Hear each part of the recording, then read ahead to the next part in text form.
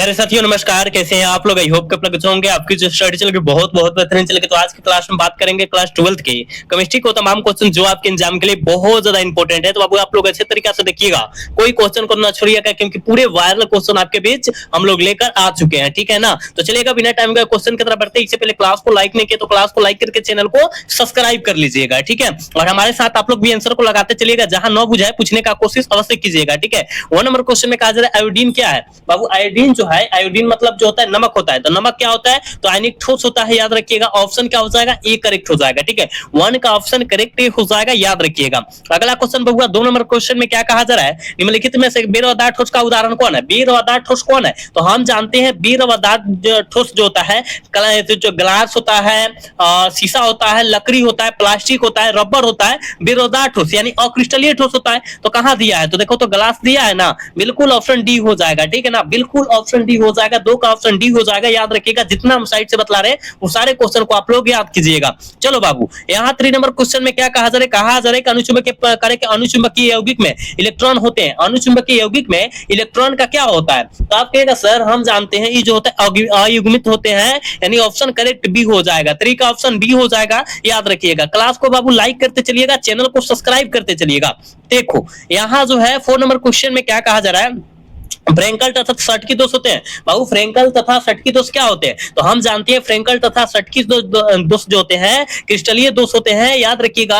Option correct B हो जाएगा, 4 का ऑप्शन बी हो जाएगा, याद रखना है। नेक्स्ट क्वेश्चन बाबू यहाँ जो है 5 नंबर क्वेश्चन में कहा जा रहा है कि सांद्रण इकाई जो ताप से स्वतंत्र होता है कौन है। ताप से स्वतंत्र कौन होता है, तो हमने बतलाया था मोललता। क्या मोललता ताप से स्वतंत्र होता है, और ताप से स्वतंत्र कौन नहीं होता है, तो मोलरता नहीं होता है, ठीक है। आप लोग अच्छे तरीके से समझिए, थोड़ा सा खाते डिफरेंट यहाँ पर है, ठीक है। यानी ऑप्शन करेक्ट भी हो जाएगा।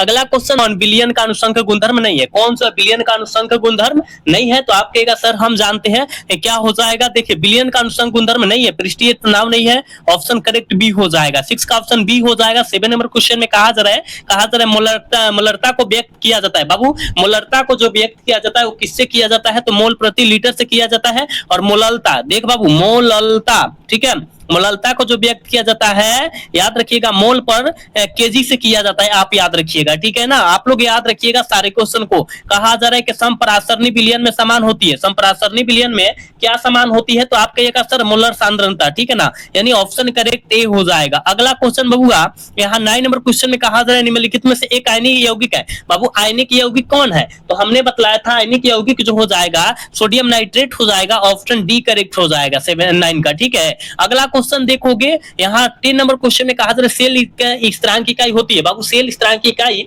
क्या होती है, जल्दी से बतला दो, तो कहिएगा सर हम जानते हैं सीएम इनवर्स होता है, ठीक है ना। सीएम इनवर्स होता है, ऑप्शन सी करेक्ट हो जाएगा। अगला क्वेश्चन देख बाबू, यहाँ पर कहा जा रहा है कि कारक जो अभिक्रिया की दर को जो है क्या करता है, प्रभावित करता है, उसे हम लोग क्या कहेंगे, ठीक है, उसे हम लोग क्या कहेंगे, तो उसे हम लोग क्या कहते हैं, ताप, दाब, सांद्रण सभी कहते हैं, ऑप्शन डी करेक्ट हो जाएगा, ठीक है।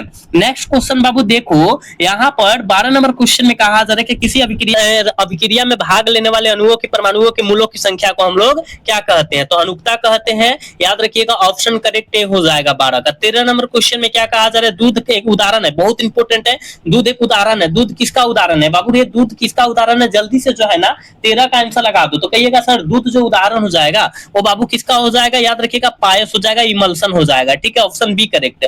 अगला क्वेश्चन देखो 14 नंबर क्वेश्चन में कहा जा रहा है क्या, कि टिंडल प्रभाव प्रदर्शित होता है। टिंडल प्रभाव जो होता है किसमें प्रदर्शित होता है, तो आप कहेगा सर कोलाइडी द्वारा होता है, बिल्कुल ऑप्शन सी हो जाएगा। नेक्स्ट क्वेश्चन बाबू यहाँ 15 नंबर क्वेश्चन में कहा जा रहा है कि रक्त पर आवेश क्या होता है, बहुत इंपॉर्टेंट क्वेश्चन है कि रक्त पर आवेश क्या होता है, 15 का आंसर लगा दो, तो कहिएगा ऋणात्मक होता है, बिल्कुल ऑप्शन बी हो जाएगा।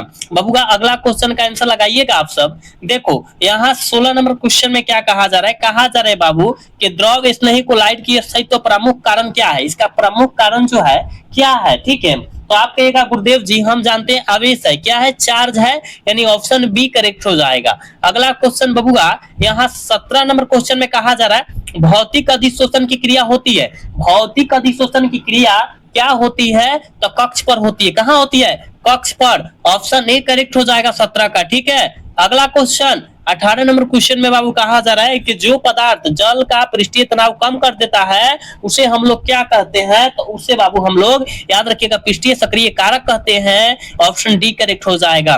नेक्स्ट क्वेश्चन बबुआ रे, यहाँ 19 नंबर क्वेश्चन में क्या कहा जा रहा है, वाट भट्टी में निम्नलिखित में से किस ऑक्साइड का चयन होता है। वाट भट्टी में जो होता है किस ऑक्साइड का चयन होता है, तो कहिएगा सर आयरन का ऑक्साइड, बिल्कुल ऑप्शन ए हो जाएगा। ठीक है बाबू, क्लास को लाइक करते रहो, चैनल को सब्सक्राइब भी करते रहना। चलो कहा जा रहा है कॉपर का सूत्र क्या होता है, कॉपर का सूत्र क्या होता है, तो आप कहिएगा सर CuFeS2 होता है, यानी ऑप्शन बी करेक्ट हो जाएगा। ठीक है नेक्स्ट क्वेश्चन 21 नंबर क्वेश्चन में कहा जा रहा है कि स्प्लिटर क्या है। बाबू रे स्प्लिटर क्या है, आप कहेगा गुरुदेव जी स्प्लिटर जो होता है अशुद्ध जिंक होता है। ठीक है ना, ऑप्शन करेक्ट बी हो जाएगा, 21 का ऑप्शन बी हो जाएगा। बाबू 22 नंबर क्वेश्चन में देखो क्या कहा जा रहा है, साइनाइड विधि द्वारा प्राप्त होता है। साइनाइड विधि द्वारा क्या होता है, सिल्वर प्राप्त होता है। क्या होता है बाबू, सिल्वर प्राप्त किया जाता है। ठीक है यानी ऑप्शन सी होगा। क्लास को काहे नहीं लाइक करते हैं आप सब, क्लास को लाइक करते चलिएगा। चलो 3 का संकेत क्या होता है, 3 का संकेत TN होता है क्या, 3 का संकेत TN होता है, गलत हो जाएगा, TN नहीं मारना है, SN होता है, बिल्कुल ऑप्शन ही हो जाएगा। अगला क्वेश्चन देखोगे यहाँ जो है ना 24 नंबर क्वेश्चन में कहा जा रहा है कि NaOH का है, एक NaOH जो है एक का है, तो आप कहिएगा सर हम जानते हैं क्षार है। क्या है, क्षार है, यानी ऑप्शन क्या हो जाएगा, बी करेक्ट हो जाएगा, क्योंकि लास्ट में OH लगा रहता है, उसे हम लोग क्षार से व्यक्त करते हैं। ठीक है चलोगे यहाँ जो है 25 नंबर क्वेश्चन में बाबू कहा जा रहा है कि बल्ब में भरे जाने वाला उत्कृष्ट गैस कौन है। बल्ब में भरे जाने वाला उत्कृष्ट गैस का नाम बतलाइए आप लोग, तो आर्गन होता है। क्या होता है, आर्गन, AR। ठीक है यानी ऑप्शन सी करेक्ट हो जाएगा। ठीक है 25 का ऑप्शन सी हो जाएगा।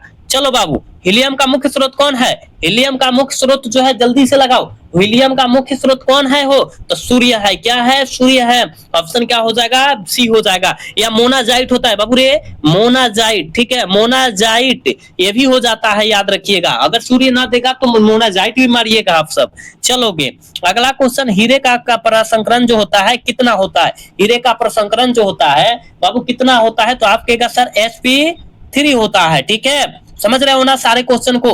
चलो अगला क्वेश्चन देखोगे 28 नंबर क्वेश्चन में क्या कहा जा रहा है बाबू, 28 नंबर क्वेश्चन में कहा जा रहा है निम्नलिखित में से कौन गैस जल पर एकत्रित नहीं किया जा सकता है, कौन गैस को हम लोग जल पर एकत्रित नहीं कर सकते हैं, तो SO2। क्या SO2 को हम नहीं कर सकते, बिल्कुल ऑप्शन सी हो जाएगा 28 का। चलो यहाँ जो है 29 नंबर क्वेश्चन में बाबू क्या कहा जा रहा है, कहा जा रहा है कि वर्ग 16 के तत्व कहलाते हैं, बहुत बहुत इंपॉर्टेंट है बाबू। वर्ग 16 के तत्व क्या कहलाते हैं, तो याद रखिएगा काइक्लोजन कहलाते हैं। वर्ग 17 के तत्व क्या कहलाएंगे, द्विबलक के तत्व कहलाएंगे। वर्ग 15 के तत्व हैलोजन कहलाते हैं, आप सब याद रखिएगा। वर्ग 18 के तत्व याद रखिएगा, वर्ग 18 के तत्व आर्गन कहलाते हैं। ठीक है ना, उत्कृष्ट गैस कहलाते हैं। आपको याद रखना है सारे क्वेश्चन को। चलो यहाँ कहा जा रहा है कि S8 की सल्फर की ऑक्सीकरण अवस्था क्या हो जाएगी, S8 यानी पूरा भर गया है, कक्षा पूरा भर गया है, तो 0 हो जाएगा, ऑप्शन डी करेक्ट हो जाएगा।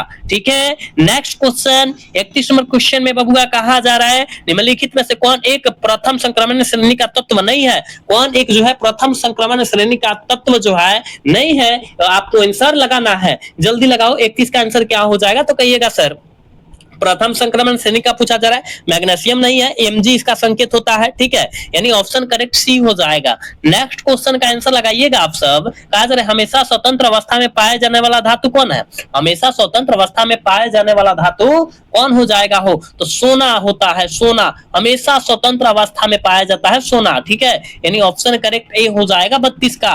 अगला क्वेश्चन 33 नंबर क्वेश्चन में कहा जा रहा है कि संक्रमण तत्व है बाबू, संक्रमण तत्व हम लोग किसे कहते हैं, हमने तो अभी बतलाया कि संक्रमण तत्व डी ब्लॉक के तत्व को कहा जाता है, यानी ऑप्शन क्या हो जाएगा, सी करेक्ट हो जाएगा। ठीक है ना, 33 का ऑप्शन सी करेक्ट होगा, याद रखिएगा। ठीक है बाबू, एक एक क्वेश्चन को आप सब याद करते चलिएगा, क्योंकि आपके एग्जाम के लिए बहुत फायदेमंद क्वेश्चन है। 34 नंबर क्वेश्चन में कहा जा रहा है कि निम्न में हाड़ा थोथा कौन है, हाड़ा थोथा का सूत्र कौन है हो, हमने बतलाया था रे बाबू कि याद रखिएगा FeSO4 याद रखिएगा 7H2O होता है। ठीक है यानी ऑप्शन ए हो जाएगा। जाएगा? 34 का ऑप्शन ए हो जाएगा, ठीक है। और आज के क्लास के बाबू लास्ट क्वेश्चन है, 35 नंबर क्वेश्चन है। कहा जाए कार्बनिक ठोस की शुद्धता का लक्षण क्या है? कार्बनिक ठोस की शुद्धता का लक्षण क्या है? तो याद रखिएगा गलनांक है, यानी ऑप्शन बी हो जाएगा। 35 का ऑप्शन बी हो जाएगा, याद रखिएगा, ठीक है बाबू। आज के क्लास में हम लोग 35 क्वेश्चन देखे हैं और आपके एग्जाम के लिए बहुत फायदेमंद क्वेश्चन देखा गया है, तो आप अच्छे तरीके से सारे क्वेश्चन को याद कर लीजिएगा, कोई भी क्वेश्चन को ना छोड़िएगा, ठीक है। और कमेंट करके बताइए कि आज का क्लास कैसा लगा। अगर अच्छा लगा हो तो क्लास को लाइक करके चैनल को सब्सक्राइब कर लीजिएगा। मिलेंगे अगला क्लास में, तब तक के लिए जय हिंद, जय भारत, tata, bye bye, love you.